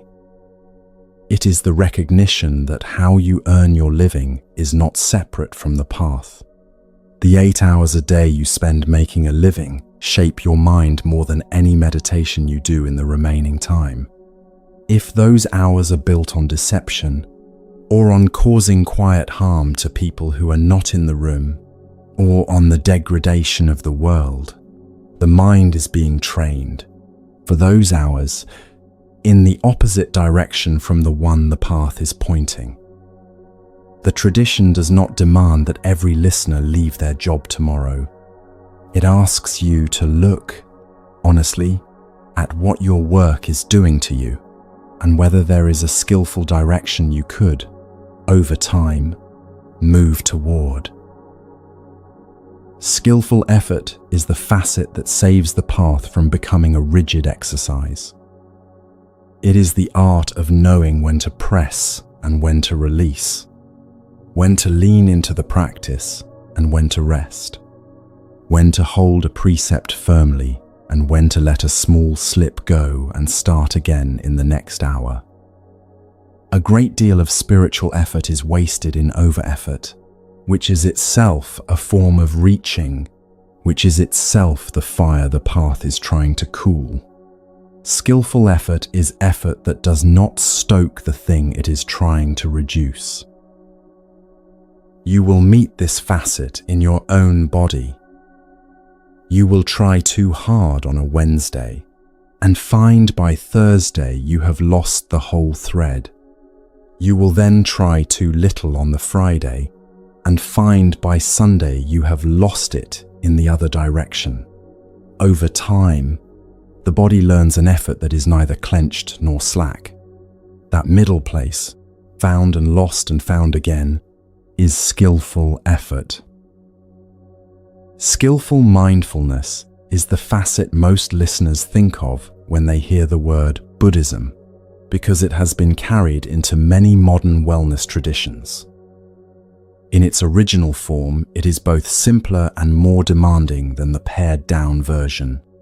It is the ongoing practice of noticing what is actually happening in your experience, as it is happening, without the second arrow, without the forecast, without the rehearsal. The Buddha described it as the practice of being clearly aware of the body, of feelings, of the states of the mind, and of the processes that keep arising in the mind and passing away again. This is not a state you enter for 20 minutes on a cushion. It is a relationship to your own experience that can be practiced in any posture. While you are walking, while you are eating, while you are standing at a kettle waiting for water to boil, the posture matters less than the clarity of the noticing. The cushion matters less than whether, right now, you can feel your breath in your chest. Skillful concentration is the last facet and the most often misunderstood. It is not a mental athletics. It is not the ability to stare at a dot on a wall for 40 minutes without blinking. It is the gathered quality of a mind that has been steadied enough by the other 7 facets that it can rest on one thing at a time. The gathering is cumulative. It is the natural fruit of the other practices. When speech is less scattered, the mind is less scattered. When livelihood is less divided, the mind is less divided. When effort is not frantic, the mind can settle. Return to the image of the wheel. The 8 spokes are not separate. They hold each other up. Skillful speech supports skillful concentration because a mind full of things it should not have said cannot easily rest on its breath. Skillful view supports skillful intention because without seeing the way things actually behave, you cannot deeply want to align with how they behave. Every facet is a small support for every other facet. This is why the tradition says, begin anywhere, and you have begun everywhere. If you commit tonight to noticing one facet in your own life for a week, you will find that the others begin to shift on their own. Take mindfulness, and speech begins to clean itself up. Take speech, and concentration begins to deepen. Take view, and effort stops being frantic. The wheel turns together. Do not misunderstand this as ease. The path is not hard in the way that climbing a mountain is hard. It is hard in the way that unlearning something you have done for 30 years is hard. It is patient, slow, sometimes discouraging work, and it asks you to begin again many times. The tradition has always known this. The teaching is designed for a person who falls off the path, notices they have fallen off, and steps back onto it without making a drama of either the falling or the returning. There is a passage in the tradition that describes this patience beautifully. A student asked a teacher, "How long will it take for me to be awake?" The teacher said, "If you ask that question, a long time. If you stop asking and simply walk, a short time." The answer sounds like a riddle. It is not a riddle. It is a practical observation. The asking about how long is itself one of the fires. It is a form of reaching for the end of the path instead of walking it. The reaching keeps the fire burning. The walking lets it cool. What does walking look like for you?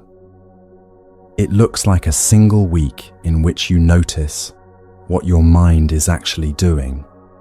It looks like a single conversation in which you choose to soften a sentence you were about to sharpen. It looks like a single evening in which you sit with what is already here, rather than reaching for the next thing. It looks like a single afternoon in which you do the work in front of you, instead of composing an imaginary version of a future afternoon. It looks like a morning in which you drink your tea slowly and taste it, and do not reach for your phone in the first 3 minutes of being awake. It looks like a small honesty in a moment when a small untruth would have been easier. It looks like the choice, on an ordinary Tuesday, not to say the cutting thing you could have said. Nothing on that list is dramatic. Nothing on that list requires a retreat, a robe, or a tradition you were not raised in. You can begin, literally, in the hour after this video ends. You can begin by noticing, as you turn away from this screen, which of the 3 fires is already quietly running. That noticing is already the first spoke of the wheel beginning to turn. You are not starting from scratch. You were not neutral before this evening. You have been doing things that have fed the fires and things that have softened them your whole life, without the vocabulary to name either. Tonight you have a vocabulary. Tomorrow you have a way of looking. The week after, perhaps a small change in how you speak. The year after, perhaps a different shape of evening. The decade after, perhaps a life that has been quietly and deeply rearranged by the slow turning of a wheel you did not always notice was turning. There is still one more thing to hold carefully before the path makes full sense. The whole machinery of the wheel depends on something we have not yet looked at directly. It depends on what you intend. It depends on the small flicker of volition behind every action, every word, every choice of where to put your attention. The tradition has a precise word for that flicker and a precise teaching about what it does across a life. That teaching has been badly translated in the modern West and badly understood as a grand accounting system. In its original form, it is something far closer, far quieter, and far more useful.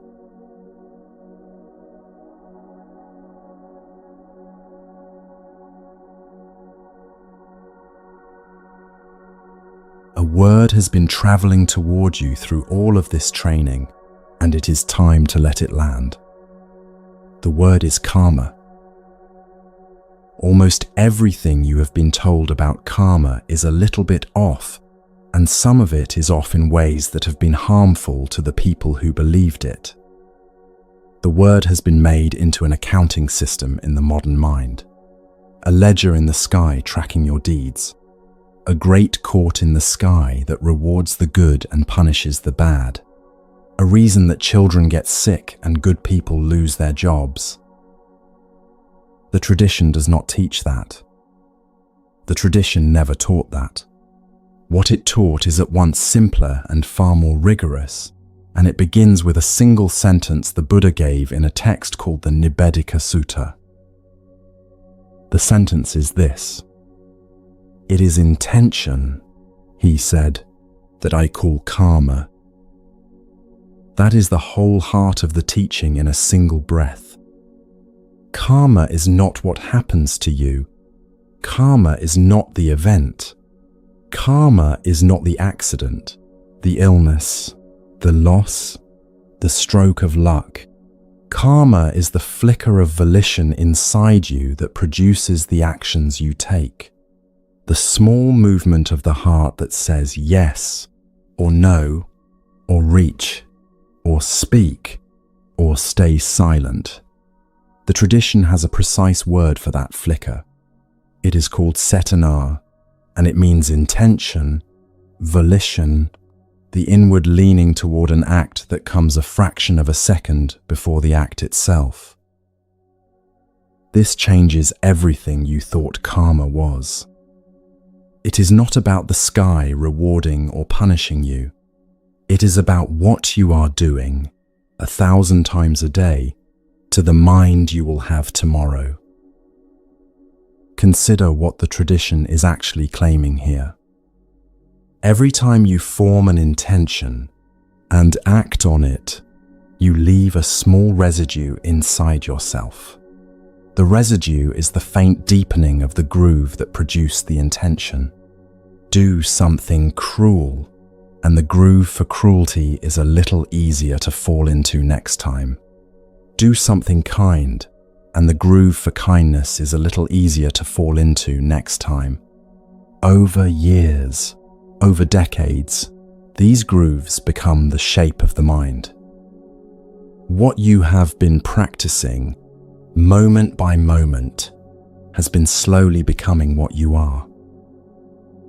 This is why the tradition says, with great care, that you become what you intend. Not what you think, not what you say you believe, what you actually lean toward 1,000 times in the ordinary hours of an ordinary life. Sit for a moment with how ordinary the evidence is. The person in your life who has become warm over the years did not take a course in warmth. They practiced it in small moments for a long time. The person who has become bitter did not decide one day to be bitter. They practiced bitterness in small moments for a long time. Neither of them was aware, probably, that practicing was what they were doing. But a mind cannot lean in a direction 100,000 times without becoming that leaning.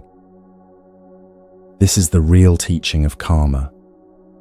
You are, right now, being made by the intentions you are forming. The comment you almost made but did not. The moment of patience you chose when you were tired. The small dishonesty you let slide in yourself because no one saw it. The kindness you performed when there was no one watching. These are not separate from who you are becoming. They are the mechanism by which you are becoming. The Buddha gave a long piece of advice on this to his own son, Rahula, in a text preserved in the middle-length discourses. He was speaking to a child, so he used the plainest possible language. Before you act, he said, look at what you are about to do and ask whether it will harm yourself or harm another or harm both. While you act, look at what you are doing and ask the same question. After you have acted, look at what you have done and ask the same question. If the answer is harm, step away from the action and do differently next time. If the answer is no harm, continue. There is no metaphysics in that instruction. There is no ledger in the sky. There is a person, a moment, an intention, an action, and a quiet asking of a question. The tradition is training you to examine the small volitions of your own day, because those are what you can change. Notice what the tradition is not asking. It is not asking you to be perfectly good. It is not asking you to never form a cruel intention again. It is asking you to look at the intentions that arise, to see them clearly, and to notice which ones produce harm. The seeing, over time, is what changes the grooves. You do not have to force yourself into goodness. You have to keep looking at what you are actually doing, and a surprising amount of the rest takes care of itself. This brings us back to why the modern reading of karma has been so quietly damaging. If you believe that karma is a great accounting system in the sky, then when something terrible happens to you, you will search for what you did to deserve it.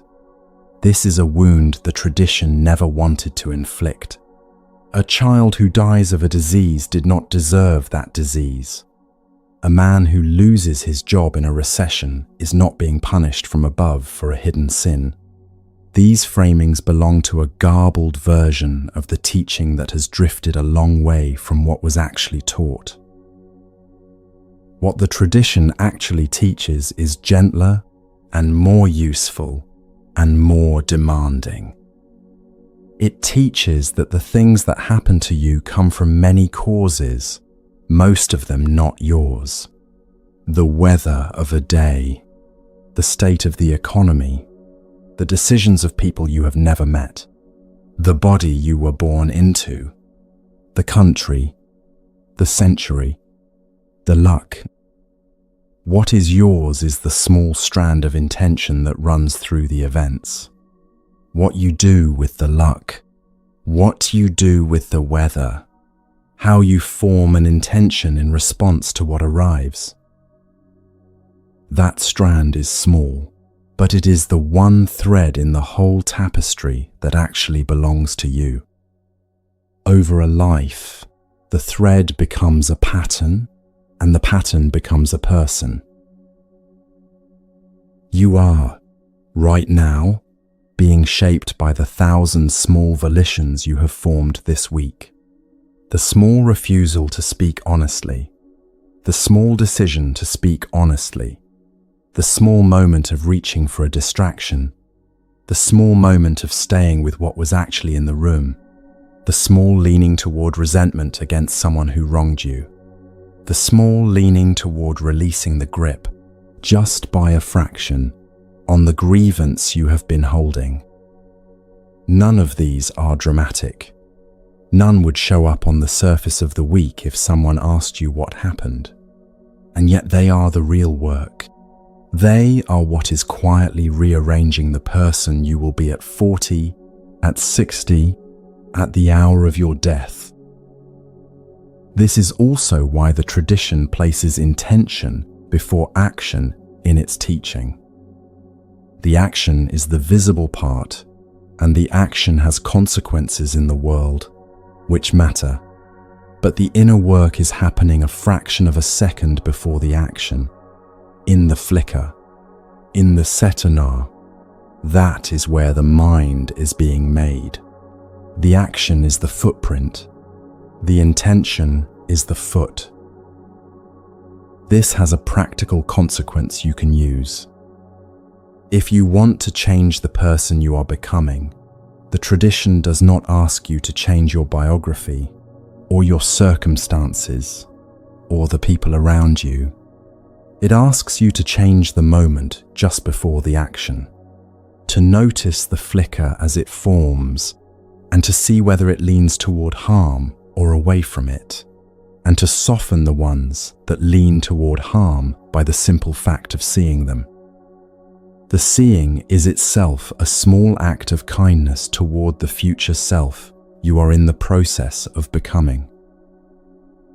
The tradition holds a story about a man who had killed many people, and who met the Buddha on a road, and who spent the rest of his life practicing harmlessness instead of harm.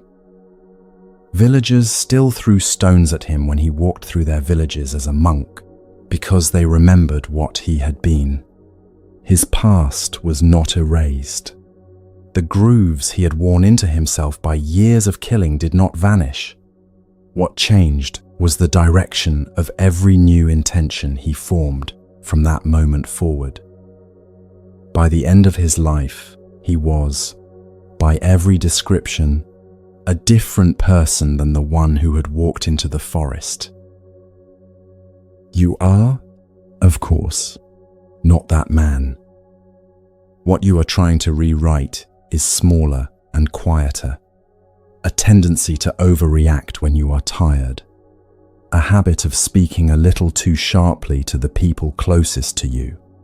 A reflex of grasping at approval from a person whose approval does not actually matter. A quiet dishonesty about something you have been unable to face. The mechanism is the same. Each of these is being practiced every day by a mind that does not always realize it is practicing. And each can, slowly, be replaced by a different leaning, one intention at a time. The tradition is very patient about how long this takes. It does not promise rapid transformation.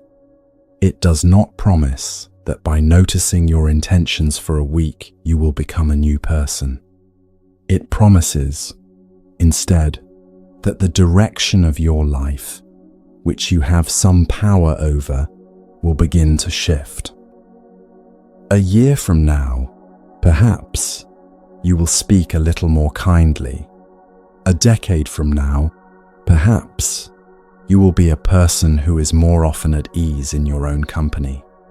30 years from now, perhaps, the grooves will be so different from where they began that people who knew you as a young person will say, quietly, that you have become someone. That becoming is karma in its real sense. It is not revenge from the sky. It is the slow sculpting of a mind by the intentions it forms, day after day, until the sculpture is what the person actually is. There is one more thing the tradition wants you to notice before we move on. The intentions you form are not always about other people. Many of the most important intentions you form this week will be about yourself. How you speak to yourself when you make a mistake. Whether you soften or harden when you notice a failing in your own character. Whether you look at your tiredness with some gentleness or with contempt. The tradition includes these in the count. The cruelty you direct at yourself is not less cruel for being private. The kindness you direct at yourself is not less kind for being unwitnessed. The grooves, in other words, are made by how you treat your own mind as much as by how you treat anyone else.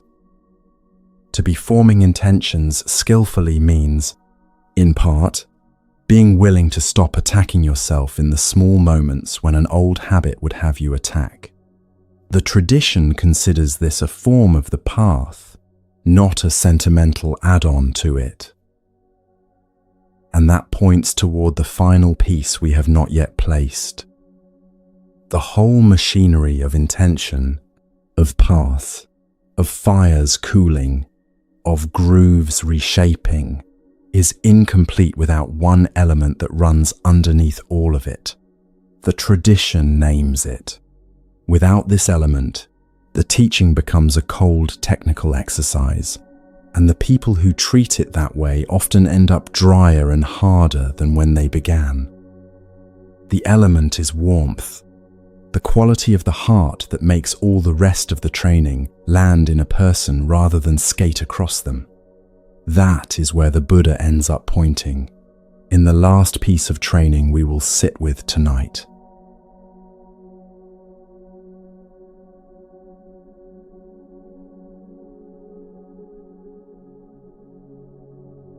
The word is warmth. It is a small word for something the tradition treats as one of the central pillars of the whole training. Without it, every teaching you have heard tonight becomes something cold, a diagnosis without a hand on the shoulder, a set of instructions without a person giving them, a technically correct map of the mind held by someone who has stopped being able to feel their own heart beating. The tradition has seen this danger for 2,500 years. It has seen what happens when people take the analytical teachings and turn them into a kind of emotional armor. They sit very still. They speak in measured sentences. They observe their experience with a clinical detachment that feels, from the outside, like a corpse learning to breathe. They have become, in the tradition's own description, an empty house with very clean rooms. That is not the goal. The goal is a heart that sees clearly and still stays open, a mind that understands how things arise and pass, and does not use that understanding to stand apart from the people it lives with. A person who can look at impermanence without becoming hard about it. To understand why warmth is so central, we have to look briefly at what the tradition calls the 3 marks of existence. This is the analytical side of the training, the part that can easily become cold if it is held without heart. The Buddha named 3 qualities that run through all conditioned experience: impermanence, unsatisfactoriness, no fixed self. Impermanence is the observation that everything you can point to is changing. The body you have now is not the body you had at 20. The mood you are in this afternoon is not the mood you were in this morning. The relationships in your life are moving, even when they seem steady. The city you live in is rearranging itself while you sleep. Nothing you have ever held has stayed exactly the way it was when you first held it. This is not a pessimism. It is a description of how things actually behave. The tradition is asking you to look directly at this, because your suffering has partly been the refusal to look at it. You have been trying, all your life, to build a stable home out of materials that were always in motion. Unsatisfactoriness is the 2nd mark, and we have spent much of this video inside it. It is the quiet incompleteness of conditioned experience. The fact that even the best moments have a faint edge of wanting them to continue, or wanting them to have been longer, or wanting to capture them somehow. The conditions can hold pleasure for a while. They cannot hold you. The 3rd mark is the one that most listeners find strange at first. It is called anatta, which is often translated as no self. Though the translation is misleading, the tradition is not saying you do not exist. It is saying that the solid, unchanging thing you think of as yourself is not actually there when you look for it. Try looking. Right now, if you search for the self that is listening, what do you find? You find a body. You find sensations. You find thoughts arising and passing. You find a name you have been using. You find a set of memories. You find a running commentary that calls itself I. What you do not find is a single fixed thing behind all of these that is the owner of the experience. There is experience. There is no one, in the way you had assumed, standing behind the experience and having it. This is one of the most demanding teachings in the tradition, and the least safe one to leave in the hands of a cold mind. A person who absorbs the teaching of no self without warmth can walk around telling themselves that other people are not really people, that suffering does not really matter, that nothing they do has any weight. The tradition has seen this distortion many times. It has a name for it. Spiritual bypass dressed up in ancient language. The teaching of no self, held with warmth, is something entirely different. It is the recognition that the rigid self you have been defending was never as solid as you thought, and that the softening of that rigidity opens a space in which other people can matter more, not less. When the fortress dissolves, the world gets closer. The person across from you is no longer an object on the other side of a wall. They are another arising of the same kind of experience you are having, and their pain is recognizable to you as your own. That recognition is warmth. The tradition has a specific training for this quality of heart, and it is one of the most beautiful things it gave us. It is called metta, a word usually translated as loving kindness, though the translation is a little soft. Metta is closer to a steady, adult wish for the well-being of beings, including yourself, held without expectation of return. There is a short discourse called the Karaniya Metta Sutta in which the Buddha gives instructions for this training. The language is plain. May all beings be at ease. Whatever living beings there are, whether frail or strong, long or great, medium, short, small or large, seen or unseen, those who are near and those who are far, those who are born and those who are yet to be born, may all beings be at ease. Hear that list slowly. The Buddha is asking you to hold a warmth that is not discriminating, not only the people you find easy, not only the ones who love you back, not only the ones in your own country or your own generation, the frail and the strong, the unseen, the ones yet to be born. The list is long on purpose. It is training the heart to keep opening where it would naturally contract. You may be feeling, at this point, that this is beyond you, that you cannot honestly wish well-being on every living thing, that there are people in your life for whom you do not feel anything like warmth. The tradition is not asking you to manufacture a feeling you do not have. It is asking you to begin in one small place and to extend slowly over years. The practice often begins with yourself. This is where many listeners find the first resistance. The phrase is straightforward. May I be well.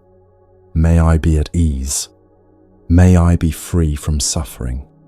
And many people, hearing those phrases, find that something tightens in the chest. They do not, in any deep part of themselves, wish themselves well. They have been attacking their own minds for so long that kindness in that direction feels foreign. This is precisely why the tradition starts there. You cannot extend a warmth you have not practiced having for yourself. The warmth you direct outward is, in large part, the warmth you have built toward your own mind. If that practice is missing, the outward version becomes performative or condescending or brittle.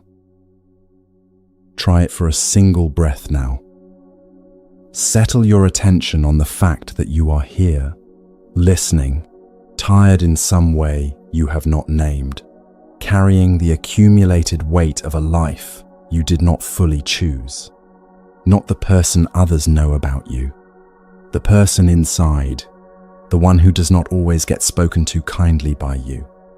And say, with no ceremony, may I be well. Notice what happens. Notice whether you flinch. Notice whether something inside you resists even that small gesture. The flinch is information. It is showing you exactly where the warmth has not yet been practiced. After yourself, the tradition teaches you to extend the practice to someone who is easy, a person whose well-being you would want without effort, a grandmother, a child, a friend who has been steady with you. Say, may they be well, may they be at ease. Notice how the phrase feels in the body when it is directed towards someone you already love. Remember that feeling, because it is what you are training the mind to produce in a widening radius. Next comes someone neutral. The clerk at the shop you visit, a neighbor you barely know, a stranger in a photograph. Hold them in mind and say the same phrase. May they be well. This is where the training begins to do real work. because it is here that you see how often the heart skips over the people who do not directly concern you. Then, more slowly, someone difficult. A colleague who has wronged you, a family member who has been unkind, a public figure whose behavior you find hard to stomach. The tradition knows this is the hard one. It does not ask you to approve of what they have done. It asks you to hold a small wish that they too, in their own confusion, might become less harmful, that they too might find some ease, that their fires might cool a little. This final step often feels impossible at first. It is not meant to be faked. If the wish does not land, you return to the easier circles and keep practicing. The capacity to wish well-being on a person who has hurt you is a slow capacity to build. The tradition is patient with how long it takes. What happens over years of this training is something the Buddha described with unusual warmth himself. The heart, he said, becomes boundless in all directions, above, below, around, without narrow hatreds and without closed places. It is one of the rare moments in the tradition where the language reaches for something close to lyrical. And notice what has happened in that training. The analytical teachings have been held inside a wide-open heart instead of a narrow one. Impermanence becomes tender rather than cold. No self becomes an opening rather than a dismissal. Suffering becomes something you have in common with every being who has ever lived, instead of a personal injustice. The same teachings, in a warm house, produce a very different kind of person. This is what the tradition means when it refuses to separate wisdom from warmth. A person trained only in seeing becomes sharp, perhaps, and clever, perhaps, and has very little to offer the people around them. A person trained only in warmth becomes well-meaning but unable to see what is actually happening, and their kindness misfires into sentimentality. The tradition has always asked for both. Two wings of a bird, either one alone and the bird circles on the ground. You have been walking with both wings tonight. The wisdom wing is everything you have heard about dukkha and thirst, and the two arrows, and nirvana, and the path, and intention. The warmth wing is the one we have just been holding. The quiet wish that beings, including yourself, become a little less burdened in the time they have. Neither wing will carry you alone. Together they make a different kind of life possible. Not a perfect life, not the end of all difficulty. A life in which the difficulty is met by a person whose heart has stayed open and whose eyes are clear. There is one more breath of teaching we will take before we stop. It is not a new doctrine. It is the gentle landing the Buddha left us with for the long hours of an ordinary life, when all the elaborate teaching has been set down and only the person and the breath and the day remain.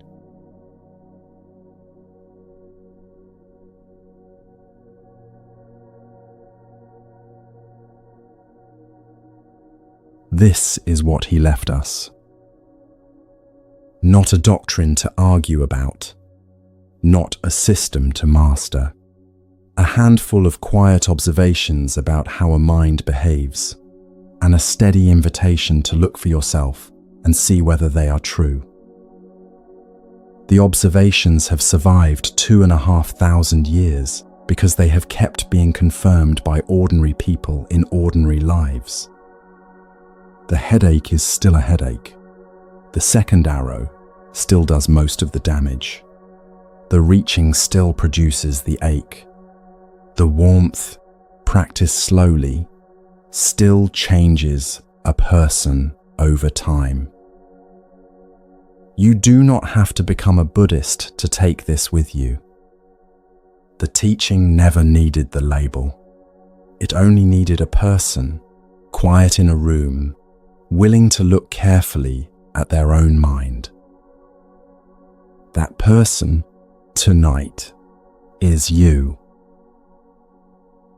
It will do its work slowly, through the ordinary hours, in the small choices you make over the next day, the next week, the next year. Nothing dramatic needs to happen tonight. The listening is the beginning. May you be well. May you be at ease. May the fires slowly cool.